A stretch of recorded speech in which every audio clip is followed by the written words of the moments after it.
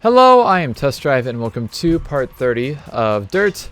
And in this episode, I keep saying part in an episode, but we are doing another rally event where we have 2 more rally stages to do, which is fantastic. We have a choice of using pretty much every 4-wheel drive car that we've unlocked so far, that I've bought, and there are our 2 tracks. So, oh yeah, you're ready. nope, sorry bud. So, I'm going to use the Peugeot because I want to. I'm going to use the red livery because I want to.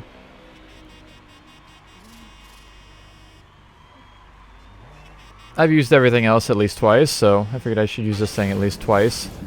We'll get some stage info real quick. Steep drop-offs riddled with trees are your enemy here. So unless you want to play pinball with the car, listen to my calls and stay on the track. This one is slightly narrow, but fast too, with a few difficult corner sequences thrown in for good measure. There's a blind crest hiding a tight left-hand turn in Sector 1, and it seems to reappear later in the 3rd sector with a second identical corner.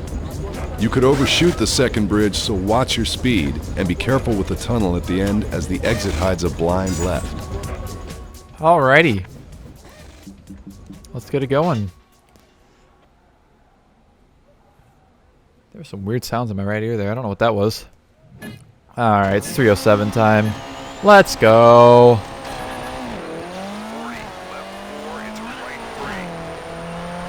It's a nice tarmac area so far. I'm going to try not to damage the car too hard. I'm not going to, hopefully not going to flip it this time like I did with the Stratos in the first stage. Uh-oh. But I can't guarantee anything.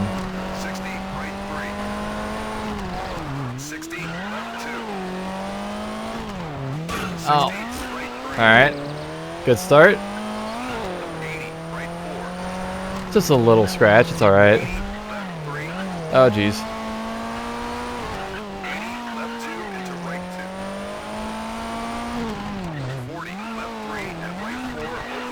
Okay.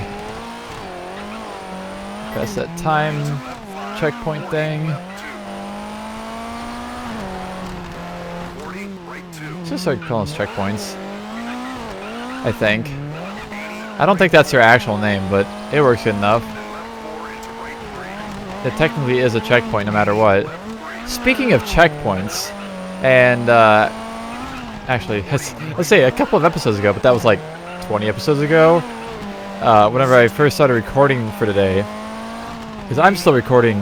I recorded both this tier and the last tier all in one spot, or in one go, so you can tell I'm having fun playing this game, because normally I'd be like, alright, time to take a break, play a different game, whatever, but no, I'm just like, more dirt.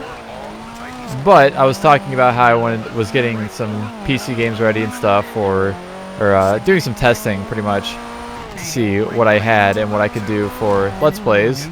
And one game that I will admit that I did download because it was free to download, it was abandonware, was nothing other than Outrun 2006 Coast to Coast. And I have to say, I'm impressed at just the fact that I started up the game, right? I downloaded it, and it wasn't even like an install one. It was just one that you just copy the files over and put them in a folder and then open the executable. And it works perfectly.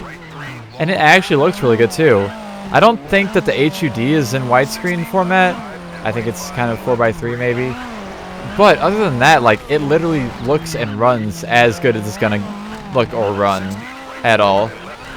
So that's definitely a possibility of something that I could play through in the future, considering it works so well.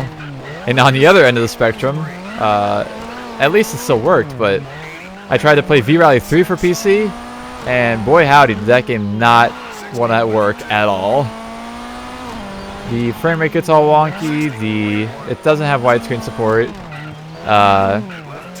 It has a lot of glitchiness to it that I don't know how to fix necessarily. I might be able to figure something out by working on it, but it was definitely not a good experience.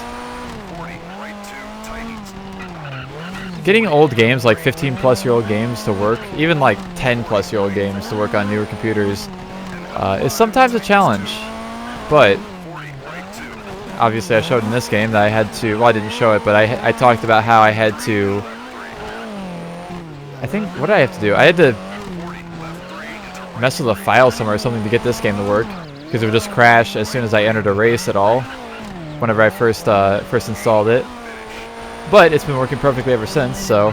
And I love the fact that this game actually has, it's like, I guess, it's almost like a windowed, or borderless windowed kind of situation.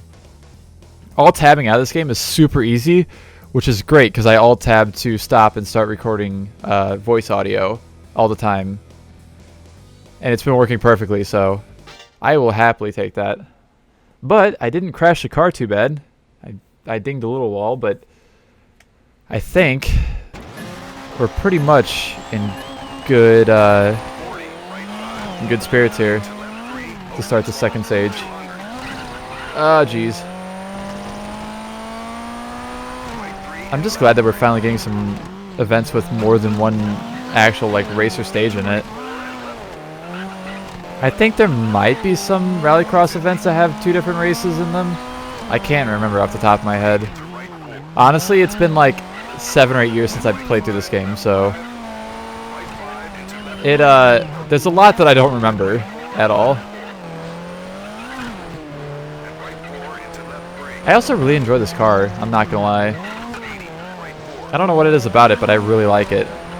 The styling's funky, it's fast. I don't know. It's fast, but it also isn't like hard to control, which is fantastic. 3 seconds ahead? Alright. Ooh, Colin McRae, second place. Pastrana's in fourth. Pastrami. I feel like that isn't the first time I've said that, but I also feel like it is. Oh god, don't fall off, please. I don't want to go on a trip downhill yet.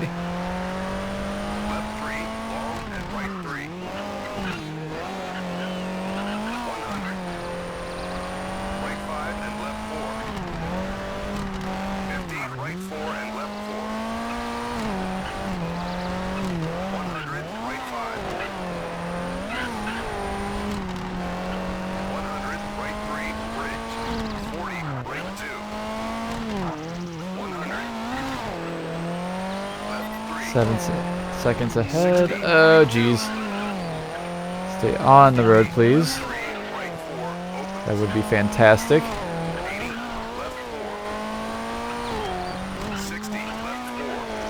How's my damage looking? 82, 86.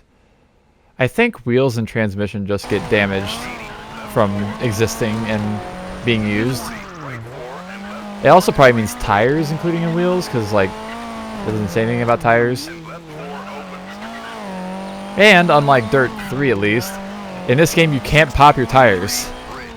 You either knock off your wheel or you're fine. That's pretty much it. Because in Dirt 3 I know I've had a couple of instances where like I landed a jump too hard or landed it completely wrong and it just pops my tire. I'm like, what the hell is this? I need that. It doesn't total you either, which I find kind of funny. Dirt 3 is going to be an interesting one when I get to it. Dirt 2 is going to be interesting whenever I decide to play through it as well. I've never gotten very far through Dirt 2 in any playthrough I've done of it. I've had it for a long time on Windows, on PC, through Steam. But I've never actually gotten probably more than like 15 to 20% through the game. And here I am on my second playthrough of this, already at 30%.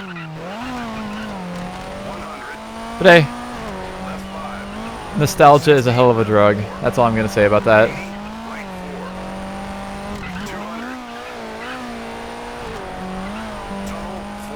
And... oh yeah, I forgot. Alright, go car. He warned me about that, but I neglected it. And I was like, alright, this doesn't look too bad. Left 3? That's not too bad. It was bad. Okay, that will work. Then position and stage position were first, of course.